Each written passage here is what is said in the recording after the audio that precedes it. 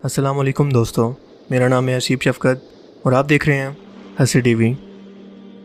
दोस्तों, ये बात तो हम सभी लोग जानते हैं कि हमारा इस दुनिया में आना बिल्कुल एक मुसाफिर की तरह है। जैसे एक मुसाफिर इस दुनिया में ठहरने के बाद अपनी असल मंजिल की तरफ चल पड़ता है, बिल्कुल इसी तरह से हम इस दुनिया में मौजूद हैं और अपनी उम्र पूरी करने के बाद हमें आखिर में अपने आखिरत की तरफ यानी अपने घर जाना है, यानी अपनी असल मंजिल की तरफ जाना है। और हमारे मरने के बाद हमारे अमाल के मुताबिक हमें जज़ा और सज़ा का फ़ैसला दिया जाएगा। अगर हमने अच्छे अमाल किए होंगे, अल्लाह ताला की फर्माबरदारी की होगी तो हमारे लिए जन्नत होगी, और अगर सारी ज़िंदगी अल्लाह ताला के अहकामात की खिलाफ वर्जी में गुजार दी होगी या कुफ्र किया होगा तो हमारे लिए जहन्नुम होगी। लेकिन आसमान की तरफ या जन्नत और जहन्नुम की तरफ ये सफ़र कैसा होगा, और सबसे बड़ी बात कि क्या अपने ऐसे प्यारे लोगों से जिनसे हम मिल चुके हैं, जो दुनिया में हमारे साथ थे, मसलन हमारे माँ बाप, बहन भाई या कोई भी और रिश्तेदार जो अब इस दुनिया से जा चुके हैं, क्या कभी हम मरने के बाद उनसे कभी मिल पाएंगे? इन्हीं दोनों सवालों के जवाब हम आज की इस वीडियो के अंदर इस्लामी रिवायत की रोशनी में जानने की कोशिश करेंगे। इस्लामी रिवायत से हमें पता चलता है कि जब किसी काफिर की मौत आती है तो डरावनी शक्ल वाले दो फरिश्ते इसके सामने आते हैं। एक बहुत ही डरावनी शक्ल में आकर इसकी रूह को कब्ज करता है और बहुत ही दर्दनाक अंदाज में। लेकिन इसके बरक्स जब किसी नेक इंसान की मौत होती है या उसकी रूह को निकाला जाता है तो उसके लिए आसमान से दो नूरानी फरिश्ते, जो इतने ज़्यादा नूरानी होते हैं कि जैसे सूरज की रोशनी भी उनके सामने मान पड़ जाए, वो इस इंसान के सामने आते हैं। इनके साथ मालकुल मौत एक बहुत ही ज़्यादा नूरानी शक्ल के अंदर और खूबसूरत शक्ल में इस शख्स के सामने आते हैं। इन फरिश्तों से जन्नत की खुशबू आ रही होती है और वो आकर इस नेक रूह से कहते हैं कि खुदा के हुक्म से बाहर आ जा, उस इनाम को हासिल करने के लिए जो तुम अपने रब से हासिल करने वाली हो। अल्लाह के रसूल ने फरमाया कि नेक इंसान के जिस्म से रूह ऐसे निकलती है जैसे जग से पानी गिरा हो, यानी बहुत ही स्मूथ, सॉफ्ट और खूबसूरत अंदाज में। और जाहिर है कि ये मिसाल समझाने के लिए दी गई है। इस नेक इंसान की रूह को कब्ज करने के बाद दो नूरानी फरिश्ते इसे आसमानों की तरफ लेकर जाते हैं। आसमानों की बुलंदियों पर जाते हुए ये नेक रूह अपने आसपास फरिश्तों की जमात को देखती है। आसमान में मौजूद ये फरिश्ते इस जन्नती रूह को जाता हुआ देखकर पूछते हैं कि ये किसकी रूह है जो इतने एजाज के साथ और इतने खूबसूरत अंदाज में जा रही है।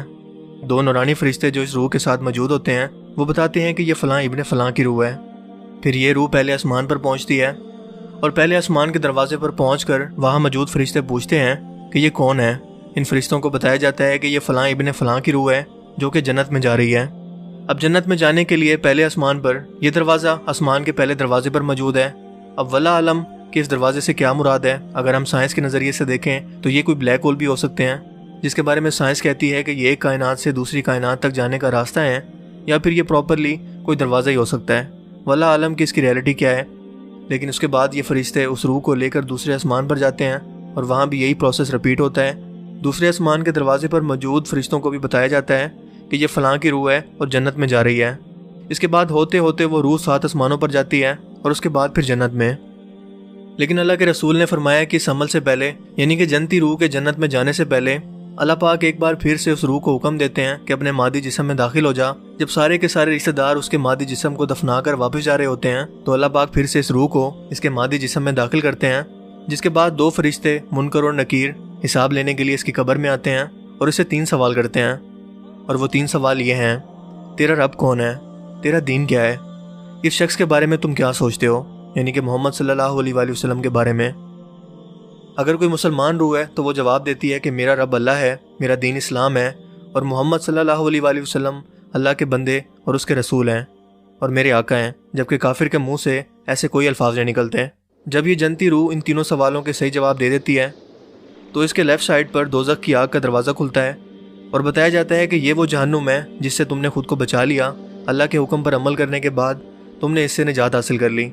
और उसके बाद उसकी राइट साइड का एक दरवाज़ा खुलता है जो कि जन्नत का दरवाज़ा होता है और उसे बताया जाता है कि ये है वो मुकाम जो तुमने अल्लाह ताला की रज़ा के अंदर खुद को राज़ी करके और दुनिया के अंदर उसके अहकामात के मुताबिक ज़िंदगी गुजार कर इसे हासिल कर लिया।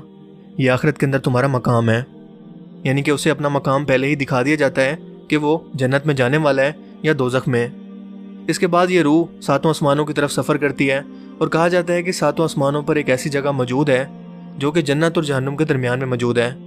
ये रूहें वहाँ पर इंतज़ार करती हैं जब तक कि क़यामत का वक्त आए और इनको इनके अमाल के मुताबिक फ़ैसला सुनाया जाए और जन्नत और जहन्नुम के अंदर दाखिल कर दिया जाए, क्योंकि क़यामत से पहले ये जन्नत और जहन्नुम के अंदर दाखिल नहीं हो सकते। वो सब के सब वहाँ पर इंतज़ार कर रहे हैं।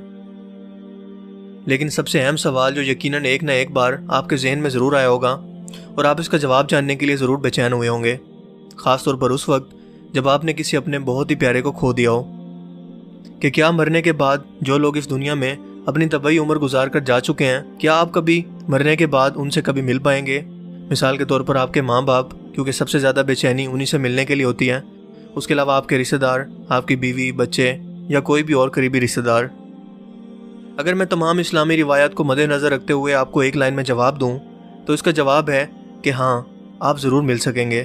نہ صرف مل سکیں گے بلکہ وہ لوگ آپ کا انتظار کرتے ہیں۔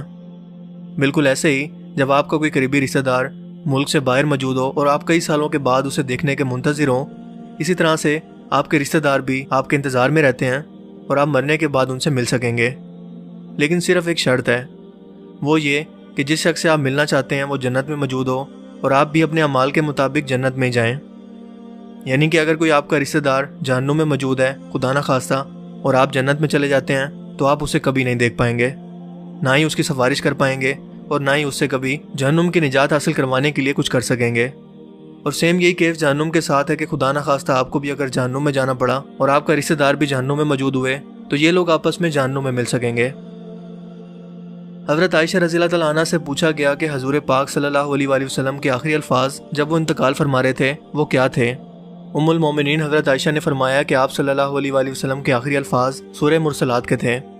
اس کے بعد جب آپ بہت زیادہ بیمار ہو گئے اور آپ کا بخار بہت ہی زیادہ شدت اختیار کر گیا تو آپ نے سورہ نساء کی آیت 69 اس طرح سے تلاوت فرمائی، جس کا ترجمہ کچھ یوں ہے: اور جو لوگ خدا اور اس کے رسول کی اطاعت کرتے ہیں وہ قیامت کے روز ان لوگوں کے ساتھ ہوں گے جن پر خدا نے بڑا فضل کیا، یعنی انبیاء اور صدیق اور شہداء اور نیک لوگ، اور یقیناً ان لوگوں کی رفاقت بہت ہی خوب ہے۔ اس آیت مبارکہ سے ہمیں یقین ہو گیا کہ قرآن پاک میں بھی واضح طور پر یہ لکھا ہے کہ جنتی روحیں مرنے کے بعد اپنے قریبی رشتہ داروں اور جنتی روحوں سے ملاقات کریں گی اور وہ لوگ ان کے منتظر رہتے ہیں اور ہمیشہ کے لیے ان کے ساتھ رہیں گی۔ یہ لوگ ایک دوسرے کو پہچانیں گے اور ایک دوسرے کے ساتھ رہیں گے۔ جب حضور پاک صلی اللہ علیہ وآلہ وسلم اس دنیا سے رخصت ہونے لگے تو آپ کو بہت زیادہ خواہش تھی کہ آپ اپنے قریبی رشتہ داروں کو مل سکیں، ایسے لوگوں سے مل سکیں جن کو آپ دنیا کے اندر بھی بہت زیادہ پیار کرتے تھے۔ آپ اندازہ لگا سکتے ہیں کہ حضور پاک صلی اللہ علیہ وآلہ وسلم اپنی ماں سے اور اپنے والد سے کتنا پیار کرتے تھے اور وہ ان سے ملنے کے لیے کتنا بے چین ہوں گے۔ اس کے علاوہ آپ کے چچا حضرت حمزہ جو کہ جنگ احد میں شہید ہو گئے تھے، آپ ان سے کس قدر پیار کرتے تھے اور ان سے ملنے کے لیے آپ کس قدر بے چین ہوں گے۔ اس کے علاوہ حضرت یوسف علیہ السلام اپنے والد حضرت یعقوب علیہ السلام سے مرنے کے بعد بھی ملنے کے لیے کس قدر بے چین ہوں گے، اور حضرت یعقوب علیہ السلام اپنے والد حضرت اسحاق سے اور پھر وہ اپنے والد حضرت ابراہیم علیہ السلام سے۔ اپنی وفات سے تقریباً 4 دن پہلے حضور پاک صلی اللہ علیہ وآلہ وسلم نے ابو معیبہ رضی اللہ تعالیٰ عنہ سے فرمایا کہ اللہ تعالیٰ نے مجھے حکم دیا ہے کہ میں جنت البقیع میں موجود لوگوں کے لیے جا کر دعا کروں۔ سو آپ ان کو ساتھ لے کر آدھی رات کو جنت البقیع کے لیے روانہ ہوئے اور وہاں پہنچ کر آپ نے ابو معیبہ سے فرمایا کہ اللہ تعالیٰ نے مجھے اختیار دیا ہے کہ یا تو میں دنیا میں رہ کر دنیا کے تمام خزانوں کی چابیاں اپنے پاس رکھوں یا پھر اللہ تعالیٰ سے ملاقات کے لیے آ جاؤں۔ ابو معیبہ نے یہ سنا تو فرمایا، اے اللہ کے رسول، ہمیں آپ کی ضرورت ہے، آپ ہمارے پاس رہیں، آپ ہمیں چھوڑ کر مت جائیں۔ لیکن اللہ کے رسول نے فرمایا کہ میں پہلے ہی اللہ تعالیٰ کی ملاقات کا فیصلہ کر چکا ہوں، یعنی میں نے اللہ کو چن لیا ہے۔ سو حضور پاک صلی اللہ علیہ وآلہ وسلم اس کے 4 دن بعد انتقال فرما گئے۔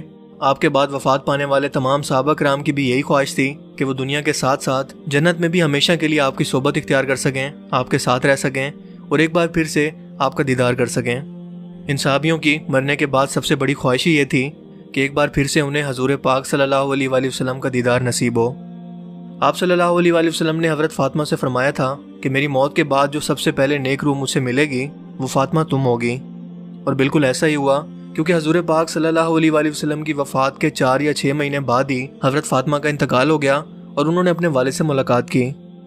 جب حضرت بلال حبشی رضی اللہ تعالیٰ عنہ کی موت کا وقت قریب آیا تو ان کی بیوی نے ان کے کمرے کے اندر آ کر فرمایا کہ ہائے، آج تو کتنا دکھ کا دن ہے۔ لیکن حضرت بلال نے یہ سنا تو فرمایا کہ میرے لیے تو یہ بہت خوشی کا دن ہے، کیونکہ میں اپنے آقا حضرت محمد صلی اللہ علیہ وآلہ وسلم اور ان کے ساتھیوں سے ملاقات کرنے والا ہوں۔ حضرت عثمان رضی اللہ تعالیٰ عنہ کو ان کی وفات سے پہلے ان کے گھر کا محاصرہ کر کے انہیں قید کر دیا گیا، ان پر کھانا پینا بند کر دیا گیا۔ آپ روزے کی حالت میں تھے۔ اسی رات کو آپ کو خواب کے اندر حضور پاک صلی اللہ علیہ وآلہ وسلم کی زیارت نصیب ہوئی۔ انہوں نے حضرت عثمان سے فرمایا، اے عثمان، ان لوگوں نے تمہیں کھانے سے اور پینے سے باز رکھا ہوا ہے، کیا تم پر کھانا پینا بند کر دیا ہے؟ حضرت عثمان نے فرمایا کہ جی میرے آقا۔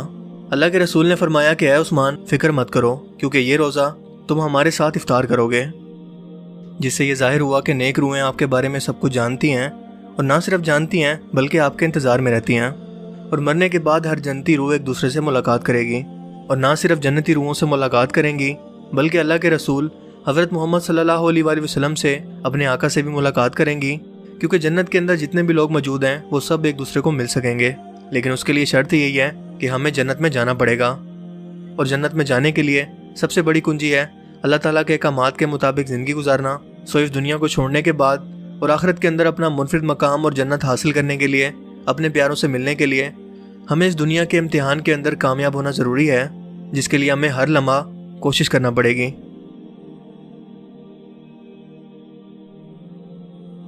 آئی ہوپ کہ آج کی اس ویڈیو سے آپ کو کچھ نیا جاننے کو ملا ہوگا، اور آج کا یہ ویڈیو آپ کو پسند آیا ہوگا۔ اگر آپ کو یہ ویڈیو اچھا لگا اور یہ منفرد ٹاپک پسند آیا تو اس ویڈیو کو لائک کیجئے، اور مزید اس طرح کے انفارمیٹیو ویڈیوز کے لیے اس چینل کو ضرور سبسکرائب کریں۔ اب میں ملوں گا آپ سے ایک نئی انٹرسٹنگ ویڈیو میں، تب تک کے لیے اپنا بہت سا خیال رکھیے گا۔ Thanks for watching this video.